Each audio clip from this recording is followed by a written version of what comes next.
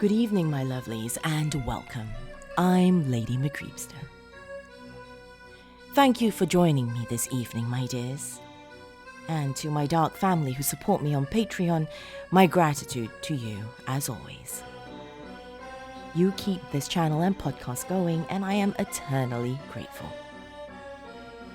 Family members such as Danny White, Nicholas Corries, Dawn Fritzwater, Cyanide Jack, Melissa Perez, Honey Santiago, Oliver Dace, Karen Parrott, L. Andrew Augustus, Dana Fringer, Stephen Aguilera, Tay the Fluth, Bill Thornsley, Laura Setepenre, and all of you beautiful ghouls listed in the description below. If you too would like to become a member of my dark family like these beautiful ghouls, go to patreon.com/LadyMcCreepster. And now for today's story. Today's tale is by EmpyrealInvective. Before we begin this tale, my dears, a trigger warning, as this tale does include themes of depression and suicide. It's time though, my dears. For those of you who are choosing to stay, come, lean in closer, and we'll begin.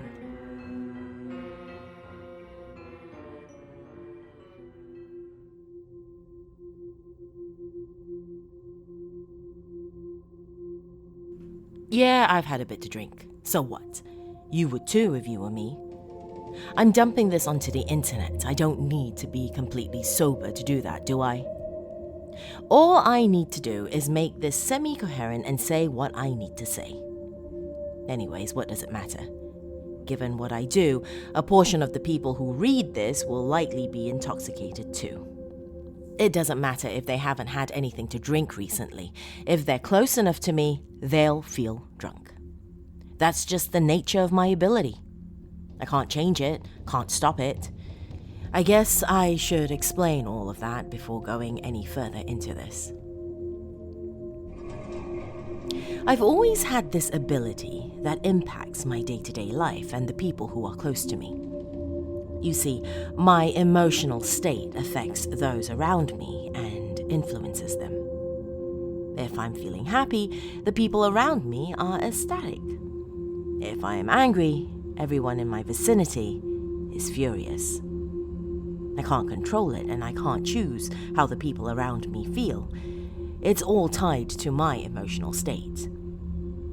It doesn't matter what they're thinking in that moment. If I'm feeling a certain way, they have to experience what I'm going through and respond in kind. To sum it up, I lead the march. Everyone else just follows behind me. I totally understand if you've just rolled your eyes at reading those last few sentences due to me sounding self-centered. Even if you think what I just said is egocentric, it's true. I just am unlucky enough to have evidence to support my drunken ramblings. I don't want to be the center of this shit show, but I don't have a choice in the matter. Also, I wouldn't be so quick to judge. Everyone's selfish. I know you probably just thought something along the lines of, God, what a self-important, arrogant asshole. I would never say something like that. That's where you're wrong. You aren't that different from me, really. You just took what I said and compared it directly to yourself. You couldn't read something without directly shifting it to yourself and giving your opinion on the matter.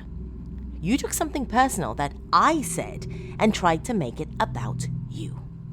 You subconsciously thought you were the center of the world, but unfortunately, you're not. I am, and I am so sorry for that. There wasn't a time where I didn't feel like I was influencing those close to me. It didn't matter how much I tried to hide it emotionally, those feelings would infiltrate and alter the people around me.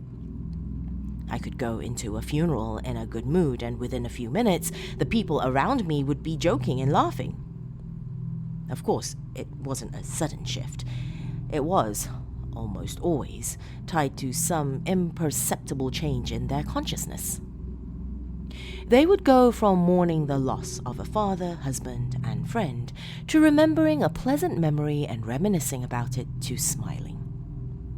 It was never instantaneous. It was insidious and slow. They always thought it was their choice to think that way. I could leave minutes later, and they'd still be fondly remembering the deceased and smiling. Once they were set on autopilot, they would continue along that trajectory until something was noticeable enough to snap them out of their reverie. It always feels like what I was doing to them and their emotional state was a product of their choices and well-being. They didn't know they were being manipulated by me and my emotional state. It wasn't. It was always dependent on me. While most would see this as a gift, being surrounded by people who felt the same way as you, I couldn't. I didn't feel my younger brother, father, and mother were behind me and genuinely felt the same way I did. In fact, I didn't feel like the people around me were bonded in any sense of camaraderie or like-mindedness. Instead, it felt like they were mindlessly following me and playing yes-man to my every whim. Sometimes it feels like I'm trapped in a permanent echo chamber of my own design. It's difficult to adapt at first, but once you get used to that sentiment, life becomes tolerable. It's an inevitability that you have to accept and adapt to. Unfortunately, it didn't stay that way. I could have ignored this all as an unavoidable fact of my life and lived happily if it wasn't for her. I could have been happy if it wasn't for Nina. Everything started to go downhill with Nina. We met senior year in high school and hit it off. She had recently transferred to my high school following her dad changing jobs, and I randomly bumped into her one day. We hit it off and were dating within a few weeks. We complemented each other perfectly. I was aware of my ability at that point. I told myself that this was different. She was different.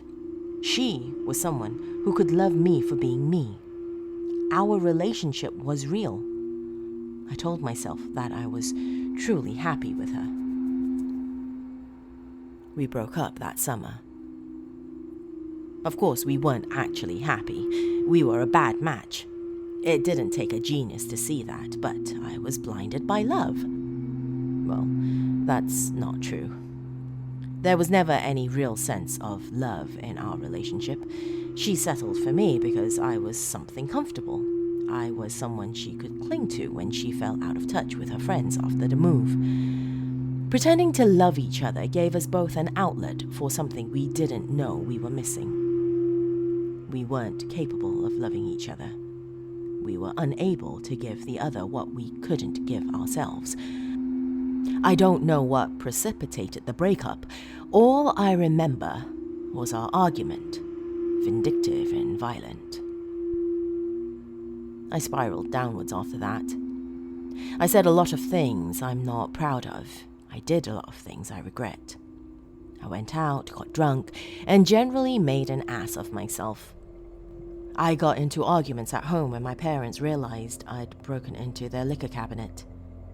I heard people whispering behind my back when I dragged myself into school, groggy and hungover. I badmouthed Nina every chance I got to anyone that would listen. I texted her some really awful things before she blocked me. I was angry. I set her as the cause for everything wrong in my life up to that point. Talking to my friends was difficult after all the he said, she said, and dirty laundry we aired out about each other. I couldn't trust other girls because Nina was so fake. It's all bullshit, of course, but I couldn't stop thinking like that. I wanted to blame anyone other than myself. I was so blinded by my anger that I didn't even realize what I had become. I was so lost in drinking, starting rumors, and generally being a walking dumpster fire that I didn't even see what was happening to everyone around me. My mom went to live with her parents after a particularly nasty argument with her husband about how to deal with me. She left while we were at school and never came back to pick up any of her stuff. My dad started working overtime at his job and staying out late. When he was home, he spent most of the time watching TV and pretending like everything was all right. I think it hit my brother hardest of all. He locked himself up in his room and blasted music to keep the rest of us at a distance. When we did see him, he was goggle-eyed from staring at his computer screen all day, and he typically had a look like a fox that was about to chew off its own foot to escape from a trap. I think avoidance was the easiest and safest option for him. He could isolate himself and build this wall between us and him and imagine that life was going to get better. We stayed like that for months before I went to college out of state. Looking back on it, I think it was the best choice for me. The distance gave me some time to be reflective and break the cycle. I realized what I was doing and I cut back on my drinking and built up a circle of close friends who supported me. I don't know if I was influencing them. All I know is that they helped pull me out of a dark place. I even thought about going on a few dates, but that never did happen. I think I was still angry at Nina and how everything ended. I managed to pass my first round of exams and went home during break. I wish I stayed away. I could have been so happy if I did. The house had changed so much in only 4 months. My mom was always the caretaker and cleaner. With her gone, dust began to accumulate on the cabinets and counters, and every corner of the house smelled musty. The counters looked like a filing cabinet had vomited on them. There was a layer of paperwork, junk mail, and bills yellowing on the dining room table that covered every inch of the water-stained wood. The first night home, I spotted a cockroach scurrying over a piece of moldering bread that someone had kicked under the counter rather than picking it up. The roach got a few feet before getting into a fight with another cockroach before both skidded off into the darkness. My brother's room was probably the worst out of everything. I almost dry-heaved the instant I walked in to greet him. Everything smelled like sour sweat, foul week-old farts, and rancid semen. He blasted the area with Axe body spray to try and cover up the smell, but that just ended up giving everything an overpowering, acrid stench, with a strong undercurrent of the sickening scent.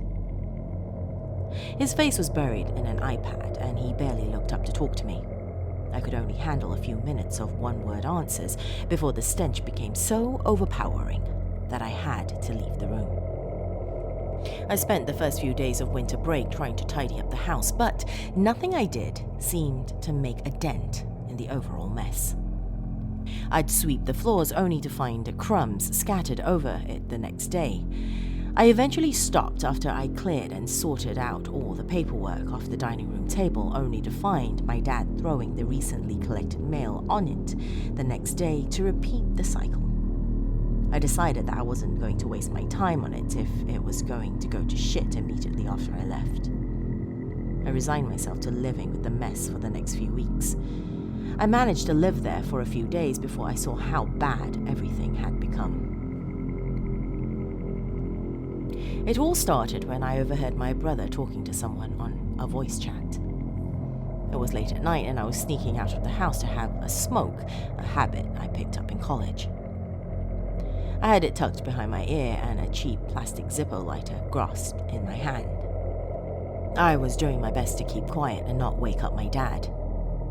I was walking by my brother's room when I heard a snippet of his conversation with someone. "They're all fucking cunts anyway."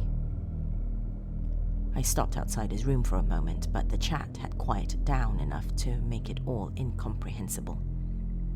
I waited for a few seconds to see if I couldn't hear him say anything else, but the conversation had hit a lull. I decided to mind my own business and slipped outside to smoke. It wasn't very good. The dime I bought was mostly seeds and didn't really do much to take the edge off things. As I was sneaking back to my room, I saw my brother's door was open, and I decided to take a quick peek. He had walked down the hall to go to the bathroom. He had left the bathroom door open, and I could see he was too preoccupied, likely pissing everywhere except the toilet bowl. He had left his laptop on his bed, and it was facing the open door. My curiosity got the better of me, and I looked at the screen. The Discord was called the Black Pill, and it was a pretty dead chat. There were only 2 people on the voice channel and a few in the room itself. I got a peek at his username, and that was enough for me to get out of there before he came back. E. Roger. His username was E. Roger. I spent the rest of the night trying to make sense of everything on Google. The more I learned, the worse it seemed. The pieces of the puzzle slowly slid into place. What I overheard him saying, the Discord channel's name, and my brother's handle. The Black Pill Discord was a channel set up for incels. I don't want to explain who Elliot Roger was. Google it, an incel, if you want to ruin your mood for the day. Suffice to say, he's a garbage person, and my brother seemingly idolized him. My brother needed help in a bad way. I spent the next few days trying to figure out what to do. I just couldn't bumble into the topic without him knowing what I had seen. Hey, the weather's been pretty nice lately. You think it's going to be sunny this week? How long have you hated women and idolized a campus shooter, by the way? I decided that my best course of action was to try and, for lack of a better term, socialize him and get him some real-life friends. I put my plan into effect that weekend by taking him to a party with a bunch of my old high school friends were having after their first semester of college. I figured that introducing him into another social circle was my best option. I thought that I could distract him from his problems by getting him out of his room and away from those people he was chatting with online. It didn't take much convincing to get him to come with me to the party. I promised him that we'd have a few drinks, I'd smoke him out, and we'd hang out with some cool girls. Given the fact it was his first real party, he jumped at the opportunity to live a little. It didn't go as I hoped. The night started out fine enough. We went to the party and hotboxed a room with some old friends. My brother didn't really talk to anybody, and I found myself hoping that he'd chill out enough to strike up a conversation. As we tried to relax, I noticed how he kept glancing over at a girl with short hair, so I decided to play matchmaker and get them to chat. I managed to pull them both into a conversation about some movie before I slipped into a conversation with someone else and left them to hang out. After 30 minutes, I decided to go a little further, and I stupidly organized a game of beer pong, pitting me and him against my friend and the girl my brother had been chatting with. I still don't know what happened. It seemed like 1 minute we were playing beer pong and everyone was having fun, then the next I was dragging my brother out of the house. We were losing the game and drinking more than we should have, but we were enjoying ourselves. It was while we were joking around that the girl my brother was interested in got a text. My brother tried to bounce a shot, and she said it wasn't fair to do that while she was distracted texting her boyfriend. The next thing I know, he's thrown a half-full silo cup at her, and he's venting vitriol at her. It was like some switch had been flipped, and the quiet kid I knew was transformed into this raving lunatic. I can't remember all the things he said due to how sudden his outburst was, but I do remember him calling her a bitch before shouting, "You're nothing but a fucking Becky cocktease," as I pulled him out of the party before we got our asses kicked. As I pulled him out of the house, I remember he actually tried spitting on her as we passed to go out the front door. We called an Uber and rode to a nearby park in silence. He was fuming, and I was texting my friends to try and do some damage control and maybe minimize the situation. Luckily, things calmed down after we left, and most people took that as a sign to call it a night.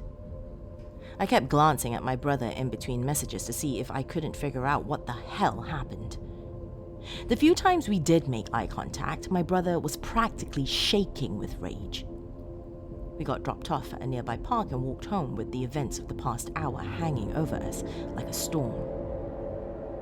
Just before we snuck back into the house, he tried to explain why he lost it. That's how girls who string us along deserve to be treated. She was stringing me along the whole night. They can't get away with doing that kind of stuff to nice guys. She was just like Mom, sticking around until things got tough, then bailing on us. Can you really act like they don't deserve to be treated like that after what happened with you and Nina? That's all he said. He didn't apologize or try to explain himself further. Instead, he quarantined himself in his room. I waited for him to come out so we could try to hash it out, maybe even literally, but he rarely has. He doesn't come down for meals and he ducks into the bathroom when he's certain I'm not around. I thought he'd snap out of it after a few days, but a week has passed since then and he's showing no signs of calming down. He's angry at me, that much I can tell, and he's burying himself deeper into the toxic place as some sort of escapism. Against my better judgment, I managed to track down an invite into the Black Pill Discord and lurk there under a pseudonym. Eventually, one of the other people noticed I wasn't talking and they booted me from the chat, but I had enough time to read through the chat logs and learn about the type of person my brother had become. He was so angry and violent. He brings up Isla Vista and Luby almost daily. He jokes about how he wants to beat their score.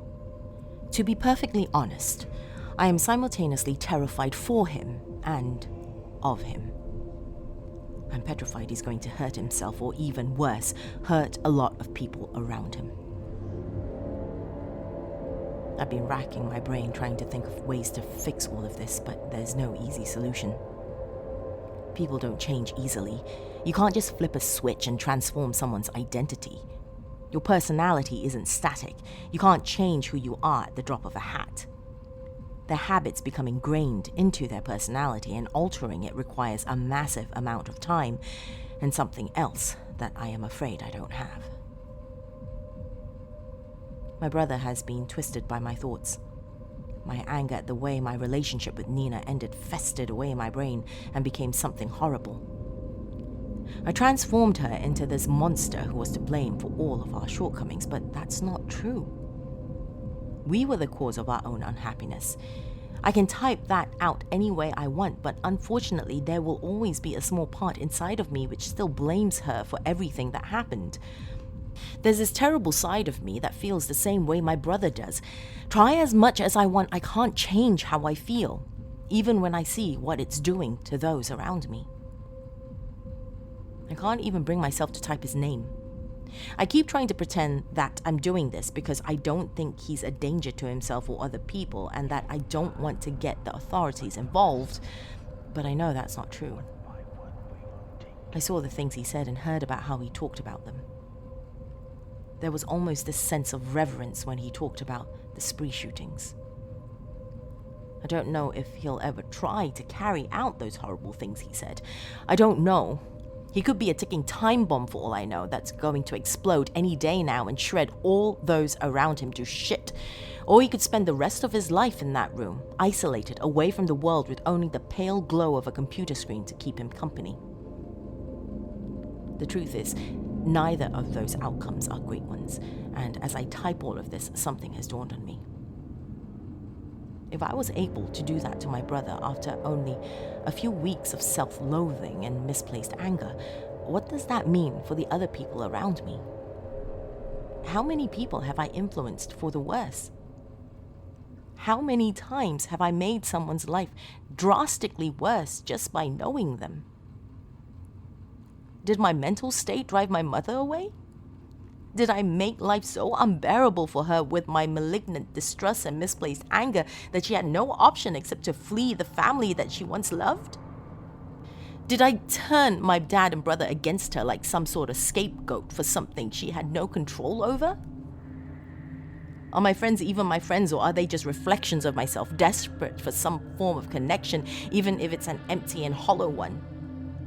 Do they even listen to what I'm telling them, or are they just being blindly driven by my innate desire not to be so alone and are willing to put up with a front? The more I think about it, the worse it gets. How many people have I influenced over the years, and what impact had I had on them? How many times have I pulled someone down into depression and blind anger? Then there's the most terrible thought of all. Did I do that to my ex-girlfriend? Did I corrupt someone close to me because I was unable to be an actual decent human being? Did I twist her mental state to reflect my own in some futile attempt to find someone who loves me when I couldn't love who I was? Was she happy before she met me? Is she happy now? Or is she like me? I am poison. There's no other word for it. I can try to change who I am, but unless my emotional state is genuine, it won't influence anything. My sentiments have to be real to impact the people around me. Look at what I did to my brother. I thought I had moved from my bad relationship, but a small part of me refused to let it go, and that small part of me was enough to ruin someone's life. I feel like there is nothing left of me but a splintered skeleton and a wooden heart. I'm hollow inside. I'm going to keep pulling people down because I can't bring myself to their level. I can't make myself happy. I guess that's why I'm drunk and trying to make sense of all of this. I'm trying to convince myself of what I need to do. I can't change who I am. There will always be this small part of me that's petty, mean-spirited, and vindictive, and as long as that core exists, nothing I do will change anything. I'll continue to weigh down the people who are close to me. I will bring ruin to them just by existing. Oh God, I just want to die. I'm going to keep hurting people. I just want to die. I'm going to keep pulling people down with me. I just want to die. But I can't do it. I'm a coward. The thought of dragging a razor across my wrists or sticking a gun into my mouth scares the shit out of me. I can't bring myself to do that. I don't want to hurt anyone else, but I know I will just by the sheer fact that I'm alive and influencing other people. I can't be positive all the time, and I can't pretend to be happy either. Something in me feels like it's broken, and I can't help but break the people around me. I can't fix myself. I can't save them. I want to die, but I'm too afraid to face that.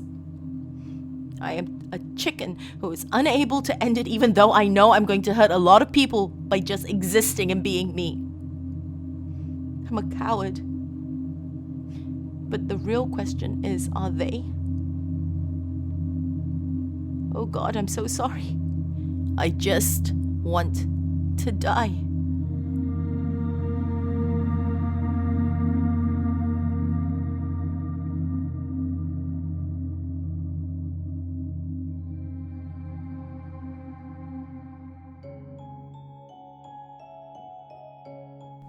Thank you for joining me, my lovelies.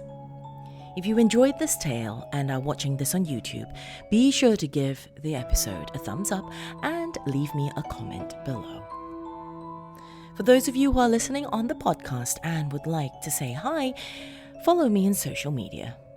I am Lady McCreepster on Facebook, Twitter, and Instagram. If you have a story recommendation, my dear, especially since it's coming close to Halloween, pop me an email at lady.mccreepster@gmail.com with your story suggestion or your submission. That is all the time we have this evening, my lovelies. Till next time, sweet dreams.